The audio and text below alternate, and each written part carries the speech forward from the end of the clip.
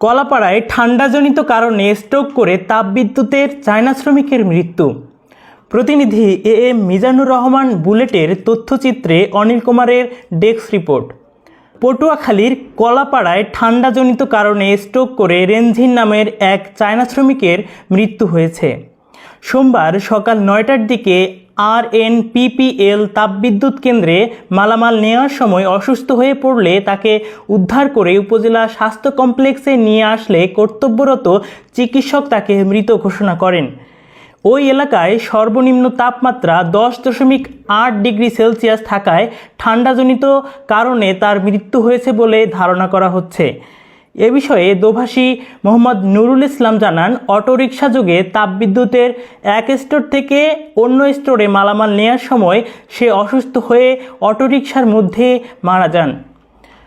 কলাপাড়া থানার ওসি মোহাম্মদ আলী আহমেদ জানান, চিকিৎসকদের ভাষ্যমতে সে ঠান্ডাজনিত কারণে স্ট্রোক করে মারা গেছে।